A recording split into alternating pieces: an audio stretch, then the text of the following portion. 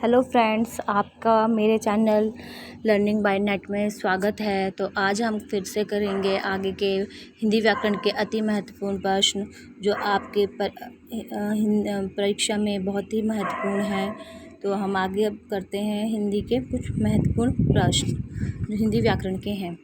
तो मानक हिंदी, तो मानक हिंदी के अंतर्गत कितनी बोलियाँ कौन सी बोली होती है? थोड़ा गलत लिख गया है।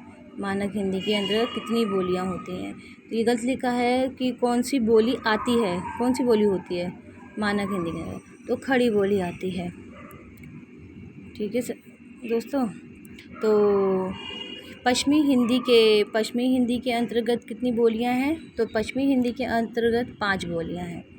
तो बिहारी हिंदी के अंतर्गत कौन सी बोली नहीं है? बिहारी हिंदी के अंतर्गत हमारी कौन सी नहीं होती है? अवधी नहीं होती है।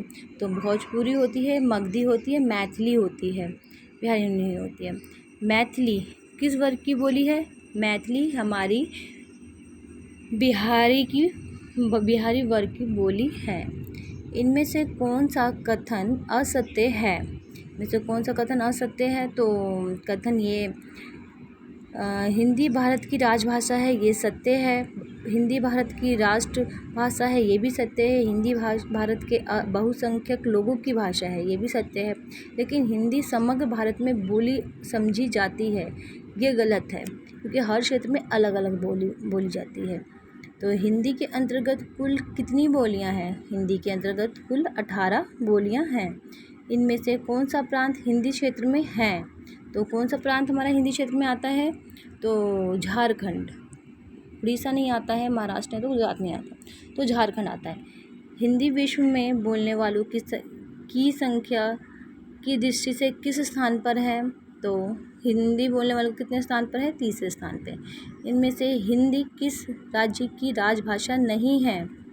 तो गुजरात की राजभाषा नहीं है। हिंदी वर्णमाला में कुल कितने वर्ण हैं? हिंदी वर्णमाला में कुल 52 वर्ण हैं।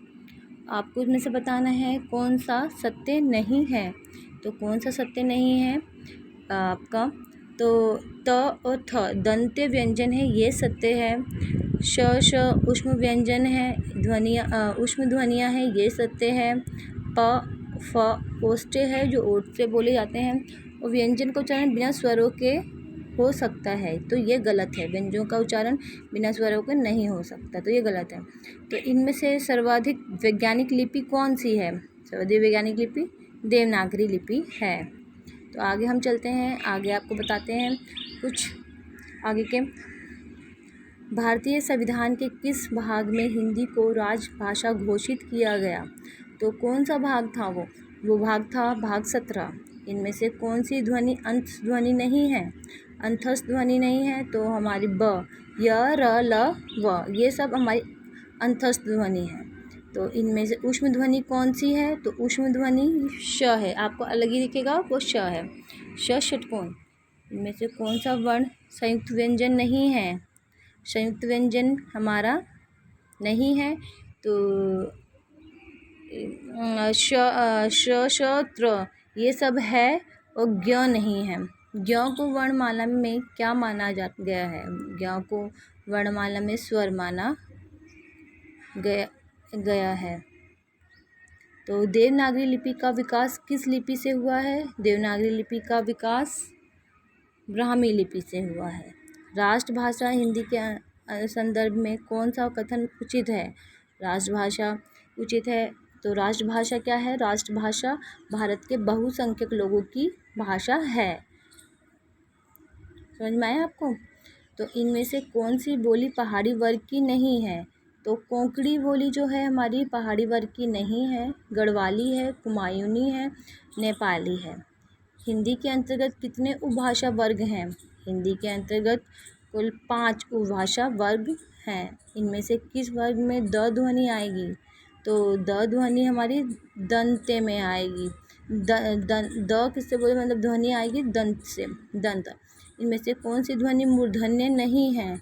तो इनमें से कौन सी ध्वनि मूर्धन्य नहीं है? ड नहीं है। बाकी ट, ड ये बिंदी वाला नहीं है, और ड ढक्कन वाला है, ठ है। मेवाती किस वर्ग की बोली है? मेवाती हमारी राजस्थानी वर्ग की बोली है। हरियाणवी बोली का क्षेत्र क्या है? हरियाणा। तो दोस्तों, आपको मेरा